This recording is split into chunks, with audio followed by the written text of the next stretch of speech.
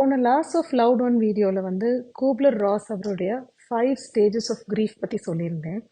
அதை பற்றி இன்னும் டீட்டெயில்டாக கேட்டிருந்தனால தான் இந்த video. Loss of loved one, நமக்கு பிடிச்சவங்களை இழக்கிறதுங்கிறது வந்து எனக்கு உங்களுக்கு மட்டும் நடக்கிறதுன்னு இல்லாமல் யூனிவர்சலாக எல்லாருக்கும் நடக்கிறது. அந்த கட்டம் எல்லாருக்கும் நம்மளோட லைஃப்பில் வரக்கூடியது தான். ஸோ அதில் இந்த 5 ஸ்டேஜஸும் எல்லாரும் ஏதோ ஒரு விதத்தில் கண்டிப்பாக நம்ம அண்டர்கோ பண்ணுவோம். இதோட ஃபர்ஸ்ட் ஸ்டேஜ் என்னன்னு பார்த்தீங்கன்னா டினையல். டினையல்னா என்ன? அதோட பேர் சொல்ற மாதிரி அப்படி ஒன்று நடக்கவே இல்லை, இப்படி ஒருத்தவங்க லாஸ் ஆகவே இல்லை அப்படின்னு சொல்லுவாங்க. உதாரணத்துக்கு, இல்லை அந்த வந்து நியூஸ் சரியில்லை, ஆர் அவங்க வந்து இறந்தெல்லாம் போகலை, அவங்க என்னோட இருக்காங்க, எனக்கு அது உணர முடியுது அப்படின்னு அதை அவங்க அக்செப்ட் பண்ணிக்கவே மாட்டாங்க. அதை அக்செப்ட் பண்ணிக்கிறதே அவங்களுக்கு சிரமமா இருக்கும். அதுதான் டினையல். செகண்ட் ஸ்டேஜ் வந்து ஆங்கர். எல்லா எமோஷன்ஸும் மல்டிபிளாக வரும்.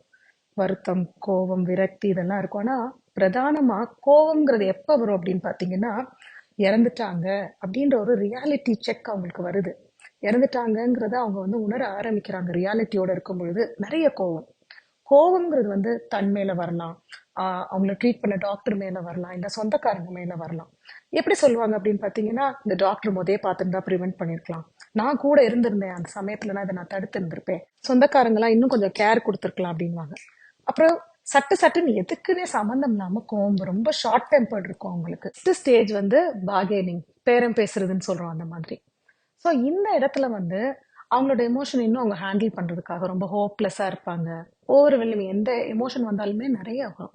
அப்போ அவங்க வந்து சொல்லுவாங்க, இந்த விஷயம் இந்த டாக்டர்கிட்ட கூட்டிட்டு போயிருந்தா ஒரு வேலை நல்லா இருந்திருக்கும், வாட் இஃப், அந்த மாதிரி கொஸ்டின்ஸ் நிறைய பார்ப்போம். ஒருவேளை நான் அந்த நேரம் கரெக்டாக போயிருந்தேன்னா நான் அதை கண்டுபிடிச்சிருந்திருப்பேன், ஒரு செக்கப் அந்த நேரம் நான் போயிருந்தா கண்டுபிடிச்சிருப்பேன் அப்படின்னு சொல்லுவாங்க. அப்புறம் கடவுள்கிட்ட சொல்றது, எப்படியாவது அவரை திருப்பி எனக்கு கொண்டு வந்து கொடுத்துருங்க, நான் இனிமேல் பொய் பேசவே மாட்டேன், இல்லை நான் நான்வெஜ் சாப்பிட்றத விட்டுடுறேன். ஸோ இந்த மாதிரியான பார்கெனிங் வந்து நம்மளால நிறைய பார்க்க முடியும். இப்போ வரைக்கும் நம்ம பார்த்த ஸ்டேஜஸ் எல்லாமே நம்மளோட எமோஷ்னல் பெயினை ஹேண்டில் பண்ணக்கூடியதாக இருக்கும். ஸோ இந்த ஸ்டேஜ் என்ன அப்படின்னு பார்த்தீங்கன்னா டிப்ரெஷன். இந்த ஸ்டேஜில் வந்து ரொம்ப சோகமா, அதை அக்செப்ட் பண்ணுறதுக்கு ரொம்ப கஷ்டமா, அவங்களுக்கு அழுக, ஒரு எதுலேயுமே ஒரு நம்பிக்கை இல்லாமல், ஒரு ஈடுபாடு இல்லாமல் இருக்கும்.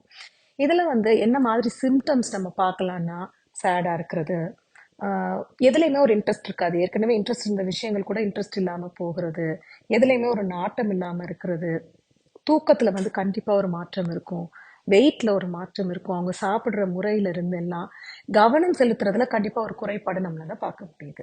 ஸோ இது வந்து டிப்ரெசிவ் ஸ்டேட்டுக்குள்ளார இருக்கிறாங்கங்கிறது நமக்கு தெரியுது. ஆனால் இது ரொம்ப நார்மலான ஒரு விஷயம்தான். ஆனால் எப்போ அது வந்து பிரச்சனைக்குள்ளாகும் அப்படின்னு பார்த்தீங்கன்னா, ப்ரொலாங்டா ஒரு ரொம்ப நாளுக்கு அது இருக்கு, ரொம்ப நாளாக போகுது அப்படிங்கும் பொழுது இது பிரச்சனைக்கான இருக்கு. அதுக்கு நம்ம கண்டிப்பாக ஒரு இம்பார்ட்டன்ஸ் கொடுத்து ஒரு சப்போர்ட் கொடுக்கணுன்றது அவசியங்கிறது நமக்கு புரியணும். ஃபைனல் ஸ்டேஜ் தான் வந்து அக்செப்டன்ஸ். எப்போ முழுமையாக நம்மளால் ஆமாம் இது ஒரு இழப்பு தான் அப்படின்னு ஒத்துக்கொள்ள முடியுதோ அப்போதான். இந்த ஸ்டேஜில் இந்த ஸ்ட்ரகிள் எல்லாம் தாண்டி நம்ம மேலே வந்து இந்த விஷயத்த ஒத்துக்கொள்ள முடியிற ஒரு விஷயமா இருக்கணும். இதை நம்ம எப்படி செக் பண்ணிக்கலாம்னா, இதை வச்சு சொல்லும் பொழுது ஃபேக்சுவலாக நம்மளால் சொல்ல முடியுது. அதே நேரம் அந்த இறந்தவங்களோட வாழ்க்கையை நம்மளால கொண்டாட முடியுது. அவங்களோட வேல்யூ சிஸ்டம்ஸ் ஏதோ நமக்குள்ள இருக்குங்கும் பொழுது அதை பார்க்கும் பொழுது அந்த நேரங்கள் எல்லாம் அவங்க உயிர் வாழ்ற மாதிரியோ, அவங்க நினைச்ச மாதிரி வாழும் பொழுது நம்மளோட வாழ்க்கைய அவங்களும் திருப்பி உயிர்ப்பித்து கொண்டு வர மாதிரியான ஒரு விஷயம். ஸோ செலிப்ரேட்டிங் த பர்சன் அப்படிங்கிறது இங்க வரக்கூடும். அப்ப அவங்கள பற்றின விஷயங்கள் சோகம்ங்கிறது மாதிரி அக்செப்டன்ஸ் ஆகி அவங்களுக்கு பிடிச்ச மாதிரி அவங்களுக்கு பிடிச்ச விஷயங்களை செய்ய ஆரம்பிக்கிறோம். ஸோ இந்த கிரீஃப் சைக்கிள்ங்கிறது வந்து எல்லாருக்கும் ஒரே மாதிரி இருக்கணும்னு கிடையாது. இது வந்து ஒரு ரெடிமேட் ஷர்ட் மாதிரி எல்லாருக்கும் ஒரே தான் ஃபிட் ஆகுன்றது இல்லை. ஒவ்வொருத்தவங்களுக்கும் அது மாறுபடும்.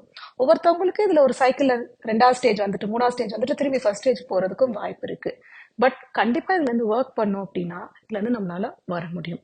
ஸோ மெயினா யாராவது இந்த மாதிரி ஒரு லாஸ் ஆஃப் லவ்ட் ஒன்னுக்கு அப்புறம் ரொம்ப சாப்பிடாமையோ தூங்காம கவனமின்மை இல்லாம அவங்களுக்கு ஒரு ஹெல்த் இஷ்யூஸ் வருது, பிபி கூடுது, ஆர் சுகர் ஷூட் அப் ஆகுது, அவங்க ஏதோ சிந்தனையில இருக்காங்க அப்படின்னா இந்த கிரீஃப் சைக்கிள் எங்க இருக்காங்கங்கிறத பார்த்து அவங்கள நம்ம உதவி பண்ணணும்.